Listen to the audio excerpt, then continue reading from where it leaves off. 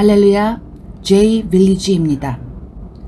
이 시간에는 마태복음 17장 1절에서 2절 말씀으로 은혜를 나눕니다. 마태복음 17장 1절에서 2절입니다. 엿새 후에 예수께서 베드로와 야고보와 그 형제 요한을 데리시고 따로 높은 산에 올라가셨더니 그들 앞에서 변형되사 그 얼굴이 해같이 빛나며 옷이 빛과 같이 희어졌더라. 아멘. 어느 날 예수님께서는 가이사랴 빌립보 지역에 계셨습니다. 그런데 제자들에게 질문을 하셨습니다. 사람들이 인자를 누구라 하느냐? 그것이 마태복음 16장에 기록되어 있습니다. 제자들이 대답을 했습니다. 세례 요한, 엘리야, 예레미야나 선지자 중에 하나라고 합니다. 그러자 또 질문하셨습니다. 너희는 나를 누구라 하느냐? 그러자 베드로가 얼른 대답을 했습니다. 주는 그리스도시요 살아계신 하나님의 아들이십니다. 이 말을 들은 예수님께서 아주 큰 칭찬을 하셨습니다. 마태복음 16장 17절에서 19절 말씀입니다. 바요나 시몬아, 내가 복이 있도다. 이를 네게 알게 하니는 혈육이 아니요 하늘에 계신 내 아버지시니라. 또 내가 네게 이르노니 너는 베드로라. 내가 이 반석 위에 내 교회를 세우리니 음부의 권세가 이기지 못하리라. 내가 천국 열쇠를 네게 주리니 네가 땅에서 무엇이든지 매면 하늘에서도 매일 것이요 네가 땅에서 무엇이든지 풀면 하늘에서도 풀리리라. 그리고 예수님은 당신께서 죽으실 것을 말씀하십니다. 마태복음 16장 21절입니다. 이때로부터 예수 그리스도께서 자기가 예루살렘에 올라가 장로들과 대제사장들과 서기관들에게 많은 고난을 받고 죽임을 당하고 제3일에 살아나야 할 것을 제자들에게 비로소 나타내시니 그 말을 들은 베드로가 또 이렇게 말했습니다. 주여, 그리 마옵소서. 이 일이 결코 주께 미치지 아니하리이다. 그러자 즉시 주님께서 아주 심한 말씀하셨습니다. 사탄아, 내 뒤로 물러가라. 너는 나를 넘어지게 하는 자로다. 내가 하나님의 일을 생각하지 아니하고 도리어 사람의 일을 생각하는도다. 그리고 그 유명한 말씀을 하십니다. 누구든지 나를 따라오려거든 자기를 부인하고 자기 십자가를 지고 나를 따를 것이니라. 누구든지 제 목숨을 구원하고자 하면 잃을 것이요 누구든지 나를 위하여 제 목숨을 잃으면 찾으리라. 제자들과 베드로는 아주 민망하고 혼돈스럽고 이런 이상한 상황과 느닷없는 말씀들이 너무나 부담스러웠습니다. 그리고 6일 후에 어떤 일이 생겼습니다. 그것이 바로 마태복음 17장입니다. 예수님께서 제자들 중 탑 3를 데리고 산으로 올라가셨습니다. 이 3명의 제자들은 베드로, 야고보, 요한이었습니다. 베드로는 우리가 늘 수제자다 이렇게 말을 하죠. 야고보는 후에 12사도 중 제일 먼저 순교했고 요한은 제일 오래 살며 힘들고 어려운 사역을 했는데 야고보와 요한은 친형제였습니다. 같은 형제인데도 살고 죽는 게 아주 달랐습니다.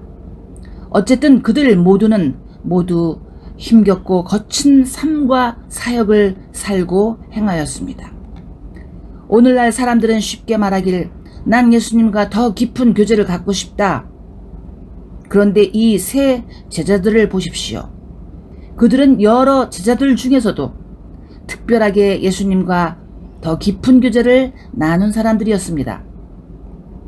그것으로 인해 그들이 더 평화롭고 더 형통하게 살다 죽었느냐? 아닙니다. 다른 사람들보다 더 심각한 영적인 쓰나미, 태풍, 비바람, 찬이슬을 맞으며 통과하며 주님을 섬겼다는 것을 우리가 알아야 합니다. 그러니까 주님은 이 세 사람이 더 희생하는 제자들이 되도록 특별한 경험들을 할 수 있게 하셨는데 그것이 정말 부러운 일이라고 생각합니까? 주님과 더욱 친밀한 시간을 보냈던 제자들은 더욱 무겁고 거친 십자가를 지고 주님을 따랐다는 것을 알아야 합니다.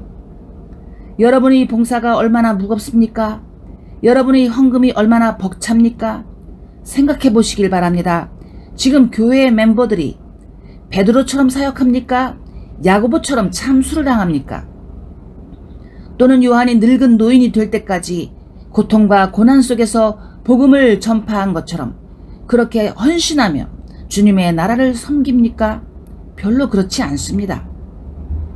오늘 우리가 기도하고 금식하고 봉사한다고 시간을 쓰고 돈을 써도 우리는 사도들의 수준을 따를 수 없습니다.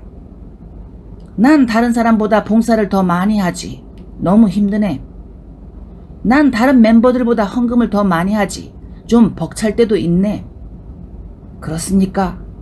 그런 믿음과 할 수 있는 상황을 감사히 받아들이시기를 바랍니다.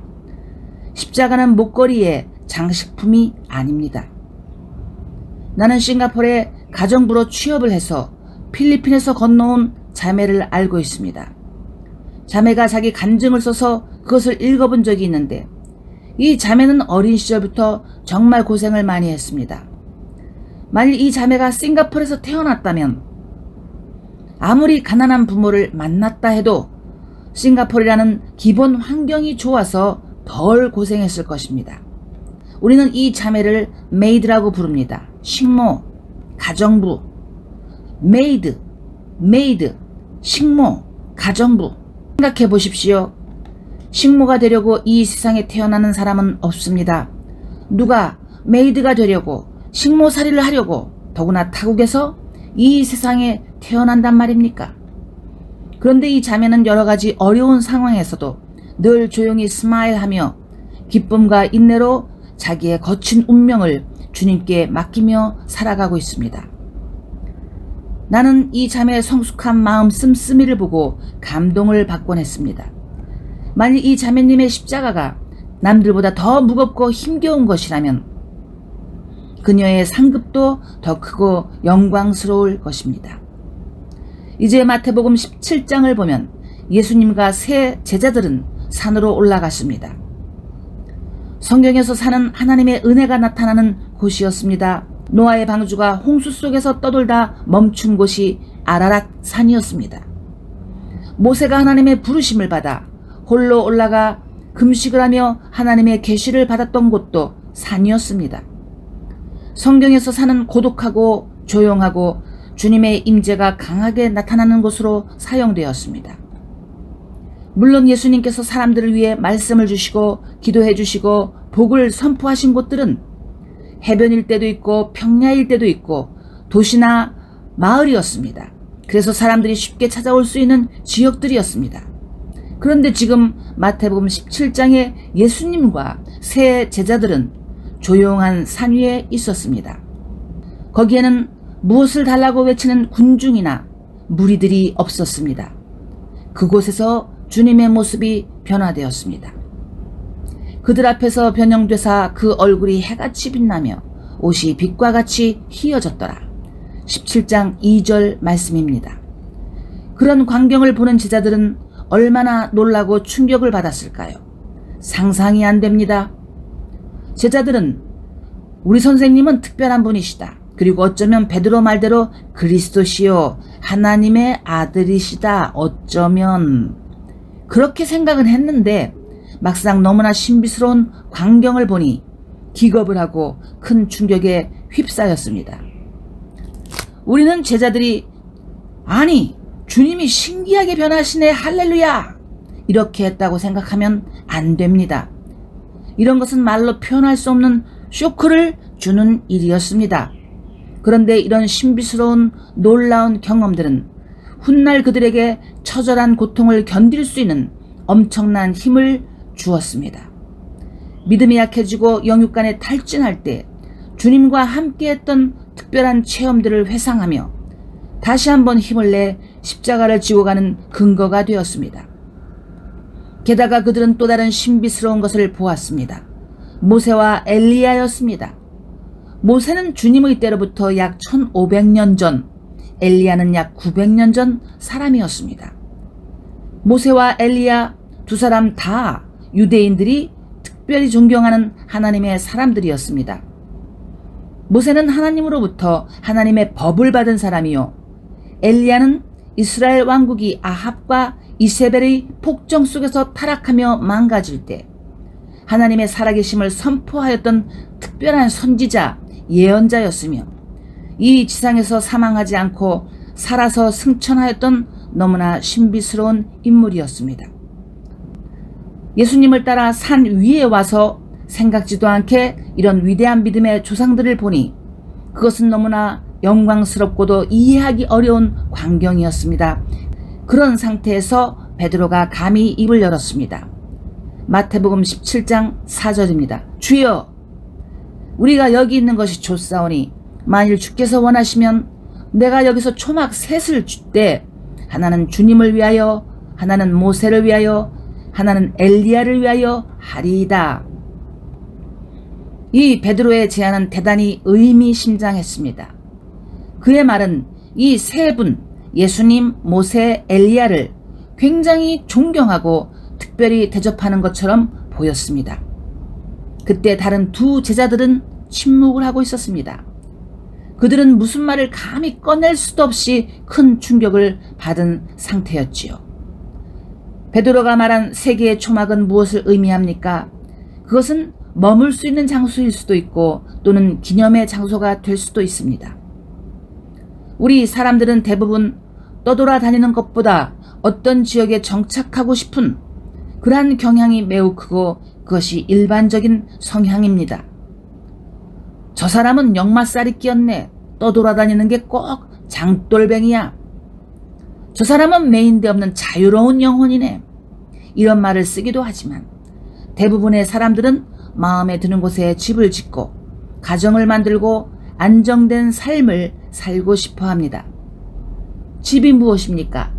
머리 위에 지붕도 있고 그래서 햇빛과 눈비도 가려주고 담과 벽이 있어서 바람과 외부의 회방거리들을 차단시켜 줄 수 있는 그런 안락한 구조물입니다.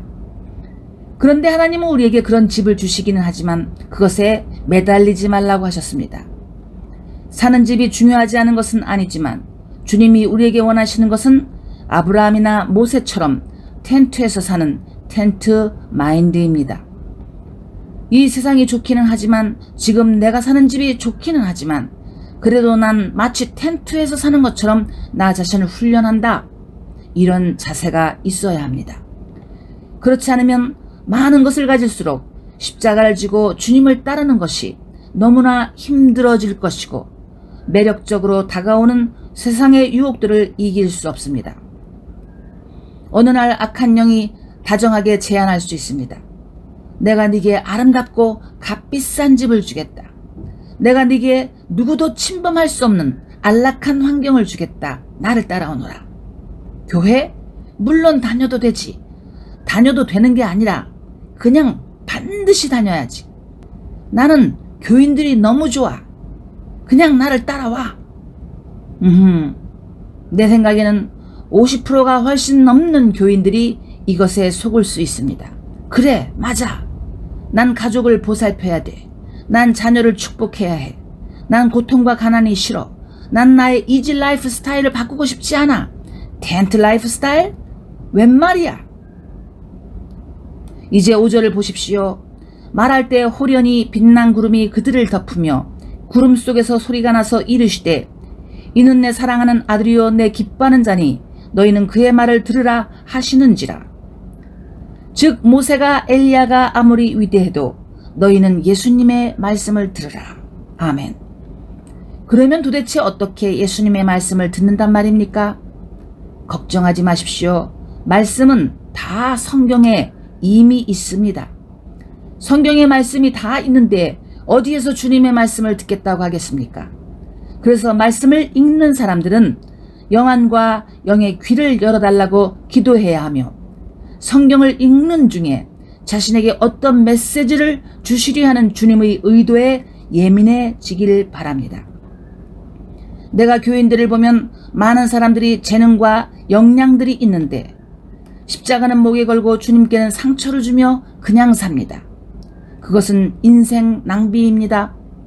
그저 하루 세끼 밥 먹고 취미생활도 좀 하고 친구 만나 복음은 빼고 많은 대화를 나누고 잃어버린 영혼들은 목사님들이 관리하면 될 것이고 이렇게 자기 육을 달래가며 그냥 사는 것입니다. 우리가 베드로나 야고보나 요한과 너무나 다른 인간이라고 생각하지 마십시다. 그들이나 우리들이나 다 주님의 말씀을 듣고 순종하며 살다가 이 세상을 떠날 존재들입니다. 다만 여러 갈림길 앞에서 선택을 어떻게 하며 사느냐, 그것이 우리의 구원을, 우리의 영생을 가름할 것입니다. 아직 주님이 우리에게 무엇인가 힌트도 주시고 성령의 감동도 주실 때 못 본 척, 못 들은 척 하지 말고 아멘 하고 따르는 작은 제자들이 되기를 예수님의 이름으로 축원합니다. 기도하겠습니다. 좋으신 하나님 아버지, 아직도 우리에게 말씀을 주시고 돌이킬 기회와 깨달을 기회들을 주시니 감사합니다. 사람들은 십자가 목걸이를 기쁘게 달고 다니지만 정작 거친 십자가를 지고 갈 의지는 별로 없습니다. 모세도 엘리야도 모두 하나님께서 주신 십자가를 기꺼이 지고 갔습니다. 그래서 그들을 하나님의 사람이라고 부르는 것입니다. 오 성령님, 우리에게 신령한 하늘의 능력과 지혜와 전략들을 부어주시옵소서. 예수님의 죽음과 부활에 동참하는 은혜를 놓치지 않겠습니다. 예수님의 이름으로 기도드립니다. 아멘.